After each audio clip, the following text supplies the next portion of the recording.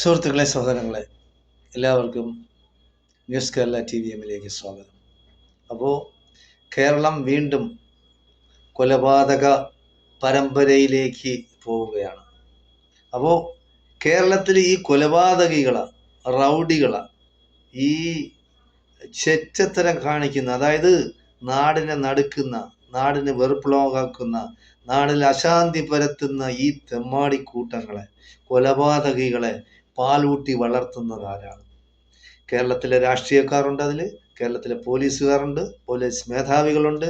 എല്ലാവരും അവരവരുടെ സൗകര്യത്തിന് വേണ്ടി, അവരവരുടെ താല്പര്യങ്ങൾക്കനുസരിച്ച് ഈ കൊലപാതകികളെ, ഈ റൗഡികളെ, ഈ ദുഷ്ടന്മാരെ പല രീതിയിലും സഹായിക്കും.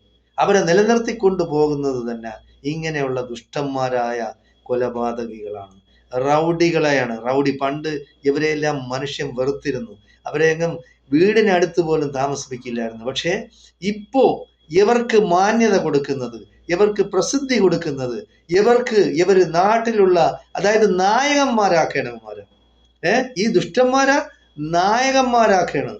നമ്മൾ മനസ്സിലാക്കണം, ഈ ഗുണ്ടാത്തലവന്മാർക്ക് നായക സ്ഥാനം കൊടുക്കുകയാണ് കേരളത്തിലെ ഓരോ ചാനലുകൾ. അതായത് അവര് 24 മണിക്കൂറും ഇങ്ങനെ ബ്രേക്കിംഗ് ന്യൂസ് എന്നും പറഞ്ഞുകൊണ്ട് ഇല്ലാത്ത കഥകൾ ഉണ്ടാക്കി അവനെപ്പറ്റി പൊടിപ്പും തൊങ്ങലും ചേർത്ത് അവനെ അങ്ങ് പുകഴ്ത്തും, ചിലരെ ഇകഴ്ത്തും. പക്ഷെ ഇതൊന്നും കൊണ്ട് യാതൊരു കാര്യം, ഇത് നിസ്സാരമായ കാര്യമായിട്ട് ഒരു കൊലപാതകം നടന്നു, അവൻ്റെയൊക്കെ ഫോട്ടോ കൊടുക്കാനോ അവൻ്റെയൊക്കെ മറ്റത് കൊടുക്കാനോ ഒന്നും ഈ 24 മണിക്കൂറും ബ്രേക്കിംഗ് ന്യൂസ് കൊടുക്കേണ്ട കാര്യമുണ്ടായത്. കൊലപാതകം നടന്നാൽ അവൻ ദുഷ്ടനാണ്, കൊലപാതകയാണ്, റൗഡിയാണ്, അങ്ങനെ ഒരുത്തം കൊന്നു. അത് മാത്രമാണ് അവിടുത്തെ ഉള്ള ദൃശ്യങ്ങൾ. ആ വണ്ടി വന്ന് ഇടിക്കുന്നത്, അവനെ പിന്നെ കൊണ്ടുപോകുന്നത്, വന്ന് വെട്ടുന്നത്, കുത്തുന്നത്, അവനെ കൊല്ലുന്നത്, അവന്റെ ചോര കുടിക്കുന്നത് വരെ അവർ കാണിക്കും. എന്താണ് നമ്മുടെ കേരളത്തിലെ ജനങ്ങളുടെ അവസ്ഥ? നമ്മൾ പണ്ട് RSSകാർ ഇങ്ങനെ ആളുകളെ കൊല്ലുമായിരുന്നു, കേട്ടിട്ടുണ്ട്. അങ്ങനെ RSSകാർ കൊന്നു. പക്ഷെ അന്നൊന്നും വലുതായിട്ട് ചാനലുകളൊന്നും ഇല്ലാത്തത് കൊണ്ട്, ദൃശ്യമാധ്യമങ്ങൾ വളരെയധികം സജീവമല്ലാത്തത് കൊണ്ട് ആളുകൾക്ക് മനസ്സിലാവില്ലായിരുന്നു, കാണൂല്ലായിരുന്നു, കേൾക്കൂലായിരുന്നു. ഇന്നെന്ന് പറയുന്ന എല്ലാ വീടുകളിലും TV ഉണ്ട്, എല്ലാ മനുഷ്യരുടെയും കയ്യിൽ മൊബൈൽ ഫോണുണ്ട്. അപ്പോൾ നായകസ്ഥാനം കൊടുക്കുകയാണ് ഈ തെമ്മാടിക്കൂട്ടങ്ങൾക്ക്. ആരാണ് കൊടുക്കുന്നത്? ഈ ചാനലുകളാണ്. ഈ ചാനലുകളെ നിലയ്ക്ക് നിർത്താൻ കേരളത്തിൽ എന്തെങ്കിലും നിയമങ്ങൾ ഉണ്ടാക്കിയില്ലെങ്കിൽ ഇവർക്കിങ്ങനെ ഇല്ലാത്ത സ്ഥാനവും മാനവും കൊടുക്കുകയാണ്. അങ്ങനെ കൊടുത്താണ് ഇവരെ പ്രസിദ്ധരാക്കുന്നത്. അപ്പോൾ അങ്ങനെ പ്രസിദ്ധരാകുമ്പോഴാണ് ലോകത്തുള്ള എല്ലാവരും അറിയുന്നത്. ഉടനെ ആർക്കെങ്കിലും ആരോടെങ്കിലും വൈരാഗ്യമുണ്ടോ, ശരി, കൊട്ടേഷൻ കൊടുക്കാം, അവന് കൊടുക്കാം, ഇവന് കൊടുക്കാം. നമ്മൾ കണ്ടാണ് ഒരു നടിക്ക് കൊട്ടേഷൻ കൊടുത്ത് അവളെ ബലാത്സംഗം ചെയ്ത്, അവളെ ഏതെല്ലാം തരത്തിൽ ചെയ്ത്, അതിനുശേഷം അത് വീഡിയോ പകർത്തി, അതിനുശേഷം ഒരു നടനെ അതിൻ്റെ പേരിലാക്കി. ആ നടൻ അതിൻ്റെ ആവശ്യമില്ലായിരുന്നു, ആ നടനെ കുടുക്കിയതാണ് അവരെല്ലാം. ആരെന്തായിരുന്നാലും ശരി, സത്യം എന്ന് പറയുന്നത് ഈ ചെയ്തവനും ഈ ചെയ്യിച്ചവനും പടച്ച തമ്പുരാനും, അതായത് നമ്മളെ സൃഷ്ടിച്ച സൃഷ്ടാവിനും മാത്രമേ അറിയാൻ കഴിയുള്ളൂ. ആളുകൾ എന്ത് പറഞ്ഞാലും ശരി, ആരും കുറ്റവാളിയാവുകയില്ല, ആരും നിരപരാധിയാവുകയുമില്ല.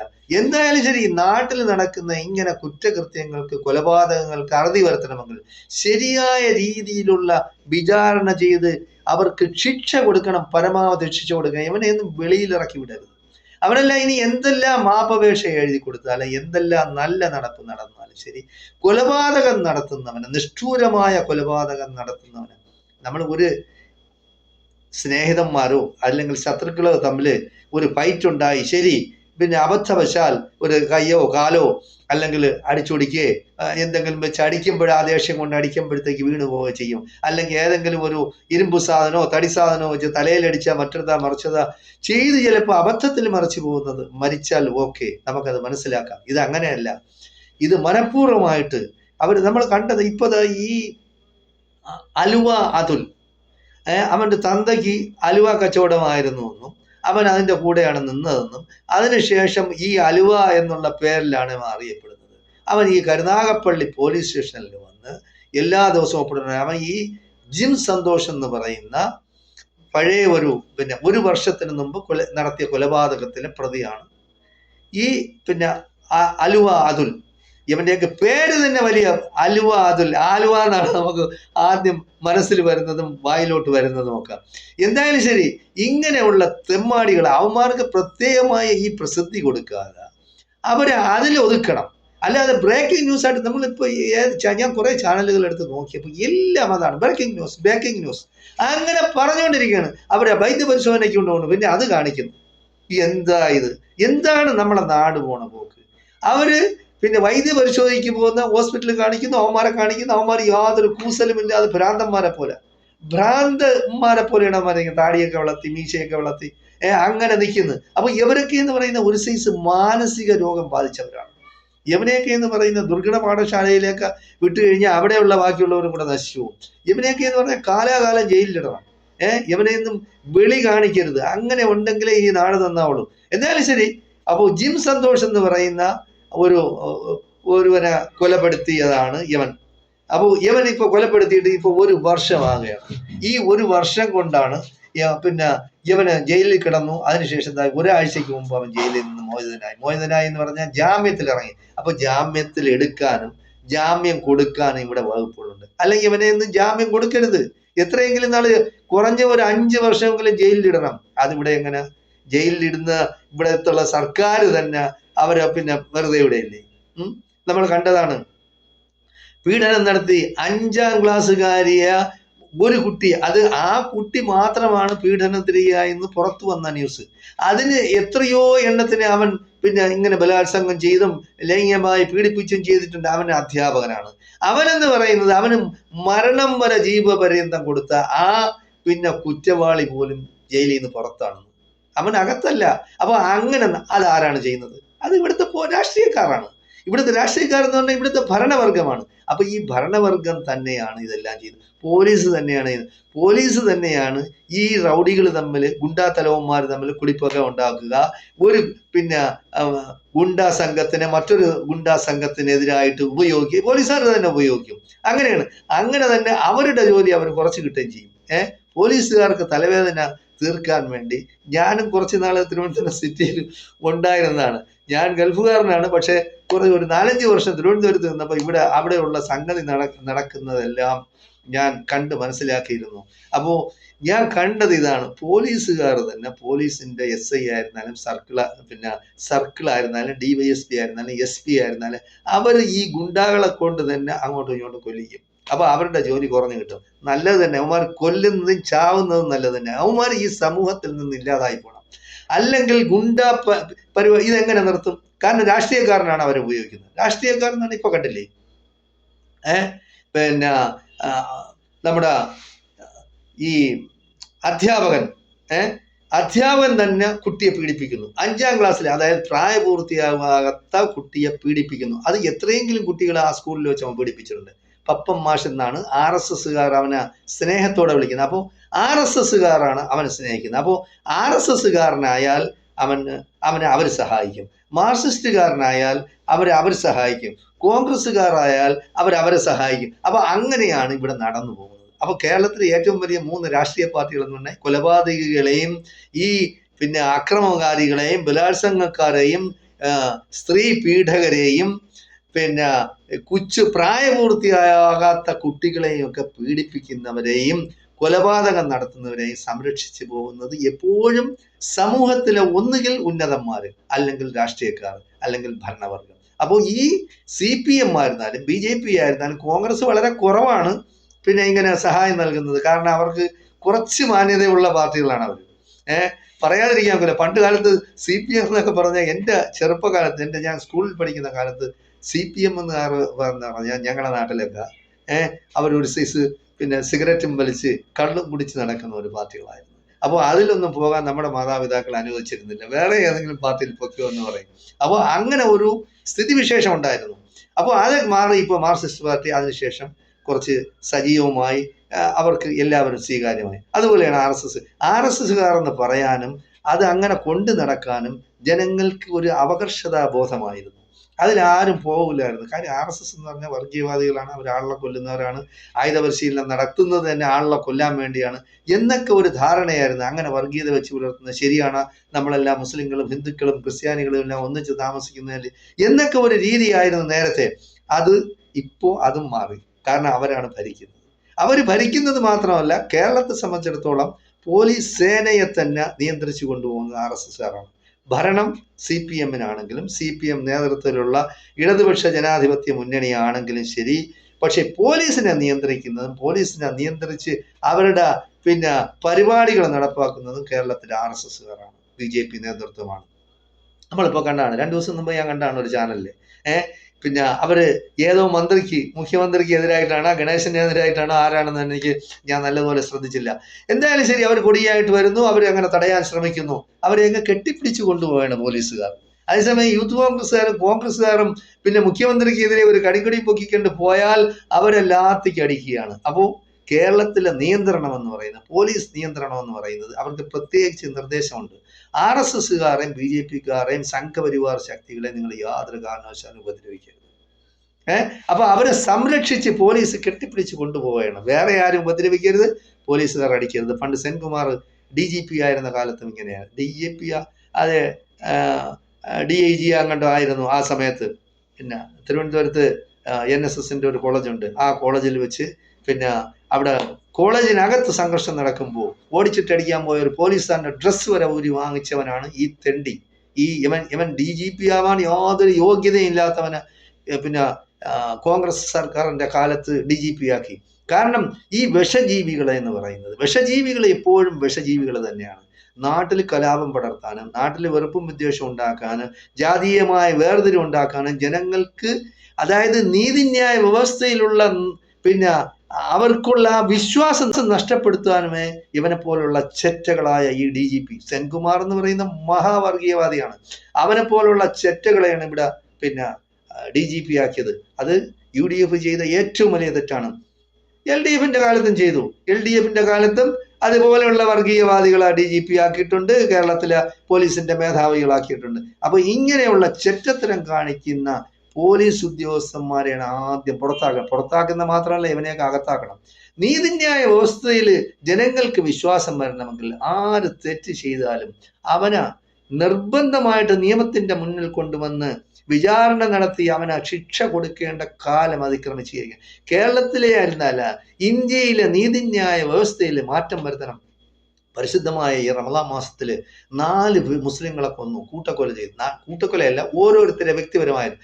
ബീഹാറിലും UP-യിലുമാണ് കൊന്നതിൽ ഒരു 13 വയസ്സുകാരനായ ഒരു കുട്ടിയും ഉണ്ടായിരുന്നു. അപ്പൊ ഇവരെയൊക്കെ കൊന്നിട്ട് UP-യിൽ എന്ന് പറയുന്നത് ആരെങ്കിലും ഗുണ്ടാത്തലമോ ഇങ്ങനെ ആരെങ്കിലും കൊലപാതകമോ അല്ലെങ്കിൽ അക്രമമോ കാണിച്ച് അവരെ ബുൾഡോസറായിട്ട് നിരത്തും. കാരണം ഇവർ ഈ മരിച്ച 4 പേര് മുസ്ലിങ്ങളായിട്ട് അവിടെ ബുൾഡോസറും പോയില്ല, ഒന്നും പോയില്ല, കുറ്റവാളികൾ സുഖമായിട്ട് നടക്കും. വേണമെങ്കിൽ പേരിന് വേണ്ടി ഒരു അറസ്റ്റ് നടത്തും, അത് കഴിഞ്ഞ് അവർ വിടുകയും ചെയ്യും. അപ്പോൾ ഇങ്ങനെയാണ് ഈ നാട്ടിലെ നീതിന്യായ വ്യവസ്ഥകൾ നടക്കുന്നത്.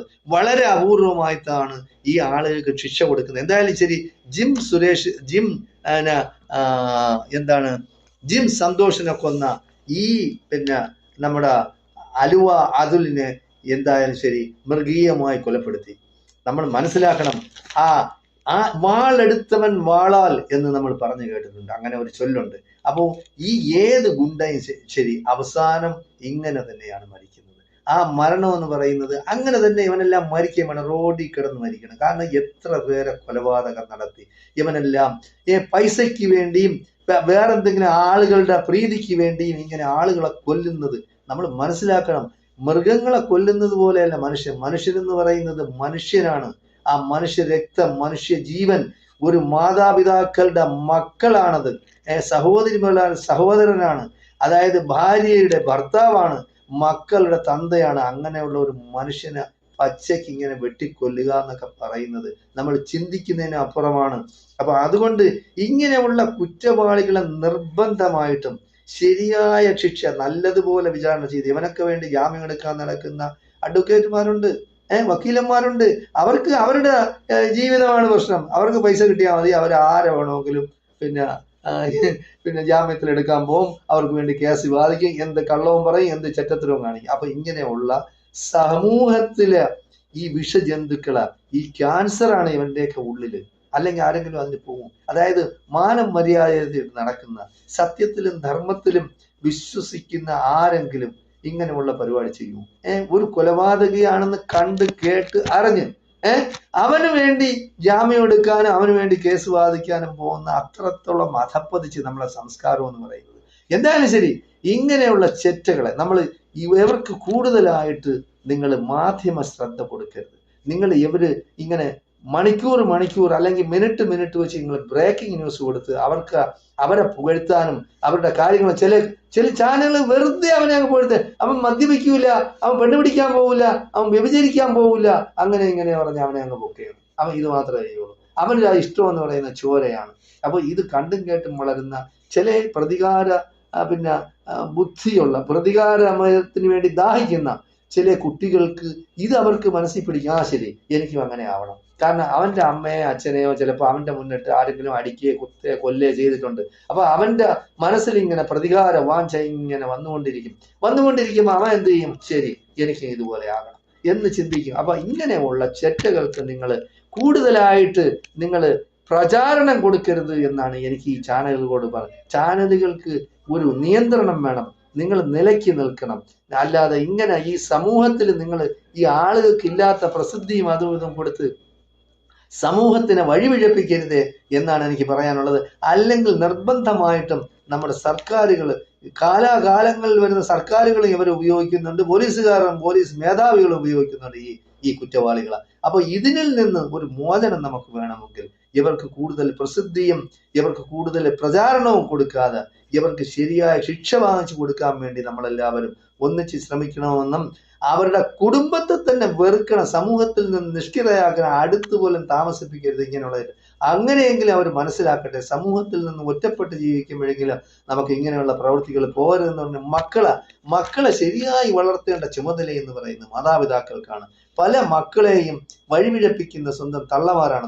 നമുക്ക് പറയാം, കള്ളന്മാർക്ക് ഇനി അവൻ ഏത് റൗഡിയായാലും ഗുണ്ടയായാലും കൊലപാതകയായിരുന്നാലും ഒരു അമ്മയ്ക്ക് മക്കളോടുള്ള സ്നേഹം എന്ന് പറയുന്നത് കുറയുന്നില്ല. അവരുടെ താല്പര്യങ്ങൾ അവരെ കാര്യമായി സ്നേഹിക്കുകയും പരിചരിക്കുകയും ചെയ്യണമെങ്കിൽ അവരുടെ ആ സ്നേഹം കൂടുകയല്ലാതെ കുറയില്ല. അവൻ ഇനി ഏത് കുറ്റവാളിയായാലും ഏത് കൊലപാതകയായാലും ശരി, അങ്ങനെയുള്ള അമ്മമാർക്ക് പ്രത്യേകിച്ച് ക്ലാസ് കൊടുക്കും. അവര് സമൂഹത്തിൽ എനിക്ക് പറയാനുള്ളതെന്ന് പറഞ്ഞാൽ എല്ലാ മതക്കാരും അവനവന്റെ മതത്തെ പറ്റി പഠിപ്പിക്കണം. ഹിന്ദു ആവട്ടെ, ക്രിസ്ത്യാനി ആവട്ടെ, മുസ്ലിം ആവട്ടെ. ഇപ്പൊ ഈ കുറ്റവാളികൾ എന്ന് പറയുന്ന അവർക്ക് മതമൊന്നുമില്ല. പക്ഷെ ഇവിടെ എന്ന് പറയുന്ന കേരളത്തിൽ എന്ന് പറയുന്ന ഈ സംഘി ചാനലുകളും ക്രിസംഗി ചാനലുകളും എന്ന് പറയുന്നത് ഒരു സമുദായത്തിലുള്ളവനാണെങ്കിൽ അവന് പ്രത്യേകമായ ഒരു ഇതും അതും പ്രചാരണവും കൊടുത്ത് അവർ ആ സമുദായത്തെ താറടിക്കും. ബാക്കിയുള്ള ചാനലുകൾ എന്ന് പറയുന്നത് അങ്ങനെയല്ല. സത്യസന്ധമായിട്ട് പറയും. കുറ്റവാളി എന്ന് പറയുന്നത്, ഗുണ്ടാത്തരവൻ എന്ന് പറയുന്നത്, കൊലപാതകി എന്ന് പറയുന്നത് അവന് സമുദായമില്ല. അതിന് സമുദായം പറയേണ്ട കാര്യമില്ല. കാരണം അത് കുറ്റവാളിയെ, കൊലപാതകിയെ, റൗഡിയെ, ഗുണ്ടായിസ് നടത്തുന്നവനെ അങ്ങനെ തന്നെ പറയണം. അല്ലാതെ അമേരിക്ക ചെയ്യുമ്പോഴത്തേക്ക് അത് ക്രിസ്ത്യാനിയാണെന്ന് പറയില്ല. അതേസമയം നൈജീരിയയിലെ ഉഗാണ്ടയിലെ ഏതെങ്കിലും ഒന്ന് ചെയ്താൽ പറയും അവിടെ മുസ്ലിം തീവ്രവാദികളാണെന്ന് പറയും. അമേരിക്ക ചെയ്താൽ പറയും അത് ക്രിസ്ത്യാനികളാണെന്ന് പറയില്ല. അതാണ് പ്രശ്നം. അപ്പോൾ ഈ വർഗീയവൽക്കരിക്കരുത്. നിങ്ങൾ ഒരു കാര്യങ്ങളെയും വർഗീയവൽക്കരിക്കും. അമേരിക്ക ചെയ്തു എന്ന് പറയുന്നത് പോലെ തന്നെ നൈജീരിയ ചെയ്തു എന്ന് പറയണം. അല്ലാതെ അവിടെ മുസ്ലിങ്ങൾ ചെയ്തു എന്ന് പറയരുത്. അവിടെ ഈ മുസ്ലിങ്ങളെ ആരാണ് ഉപയോഗിക്കുന്നത്? പാവപ്പെട്ട മുസ്ലിങ്ങളെ, നിരായുധരായവരെ ആയുധം കൊടുത്ത് പണവും കൊടുത്ത് ഈ ഇല്ലാത്ത ഭീകരത ഉണ്ടാക്കുന്നത് അമേരിക്കയും യഹൂദന്മാരും ചേർന്നാണ്. അത് നമ്മൾ മനസ്സിലാക്കണം. അത് മനസ്സിലാക്കാനുള്ള കഴിവെന്ന് പറയുന്നത് സത്യസന്ധമായി ബുദ്ധിപൂർവ്വം ചിന്തിക്കുന്നവനെ അതിന് കഴിയുള്ളൂ. അൽ-ഖായിദ ഉണ്ടാക്കിയതാരാണ്? IS ഉണ്ടാക്കിയതാരാണ്? ഇസ്ലാമിക് ബ്രദർഹുഡ് ഉണ്ടാക്കിയതാരാണ്? എല്ലാം ഉണ്ടാക്കിയ ലോകത്തിലുള്ള ഇന്ന് അറിയപ്പെടുന്ന ഈ ഭീകര സംഘടനകളെന്ന് അമേരിക്ക പറയുന്നത് താലിബാൻ ഉണ്ടാക്കിയതാരാണ്? ഇങ്ങനെ ഇതെല്ലാം ഉണ്ടാക്കിയത് അമേരിക്കയും യഹൂദന്മാരാണ്. നിങ്ങളെടുത്ത് ചരിത്രം എടുത്ത് പരിശോധിച്ചാൽ മതി. നിങ്ങൾ ഗൂഗിൾ സെർച്ച് ചെയ്ത് നോക്കിയാൽ മതി. ഗൂഗിളൊന്നും ആരും പിടിച്ചു വെച്ചിട്ടില്ല. അപ്പോൾ ഇതിലെല്ലാം നമുക്ക് മനസ്സിലാവും അമേരിക്കയും യഹൂദന്മാരാണ് ഇത് ചെയ്യുന്നത്. അപ്പൊ ഇതിനെതിരെയാണ് മനുഷ്യൻ ചിന്തിക്കേണ്ടത്, അല്ലാതെ വർഗീയമായിട്ടല്ല ചിന്തിക്കേണ്ടത്. ആരെ എങ്ങനെ ഉപയോഗിക്കുന്നു? ഇപ്പൊ തന്നെ പരിശുദ്ധമായ റമദാൻ മാസമാണ്. ഈ റമദാൻ മാസത്തിൽ യുദ്ധം തുടങ്ങി വെച്ചാരാണ്? യഹൂദന്മാരും ഈ അമേരിക്കയും കൂടെ ചേർന്നാണ്. അല്ലെങ്കിൽ യഹൂദന്മാരും ക്രിസ്ത്യാനികളാണെന്ന് പറയാൻ എല്ലാവർക്കും മടിയാണ്. യഹൂദനും അമേരിക്ക എന്ന് പറയും, അല്ലെങ്കിൽ ഇസ്രയേലും അമേരിക്ക എന്ന് പറയും. അതേസമയം മുസ്ലിങ്ങളാണ് തുടങ്ങി വെച്ചിരുന്നെങ്കിൽ മുസ്ലിം ഭീകരന്മാർ അങ്ങനെ പരിശുദ്ധമായ മാസത്തിൽ യുദ്ധം തുടങ്ങി വെച്ചു. അപ്പോൾ ചെയ്യുന്ന തെമ്മാടിത്തരങ്ങൾ ആര് ചെയ്താലും ശരി, അത് സമൂഹത്തിന്റെ ഉന്നത നിലയിലുള്ളതാണ്. ലോകത്തിലെ ഏറ്റവും വലിയ ഗുണ്ടാ നേതാവായ ട്രംപ് ചെയ്താലും ശരി, അത് അങ്ങനെ തന്നെ സത്യം പോലെ പറയാനുള്ള ആണത്വവും തൻ്റെ ഇടവും എല്ലാവർക്കും ഉണ്ടാവണമെന്നും ഈ ചാനലുകൾ അത് വിളിച്ചു പറയണമെന്നുമാണ് എനിക്ക് പറയാനുള്ളത്. പച്ചക്കൊടി കാണിച്ചിട്ട് വന്നു 140 കോടി ജനങ്ങളുടെ പിന്തുണയുണ്ടെന്ന് ഇസ്രായേലിന്. യഹൂദന്മാർക്ക് പിന്തുണ നിങ്ങൾ യുദ്ധം ആരംഭിച്ചോ, പിറ്റേന്ന് യുദ്ധം നടത്തി.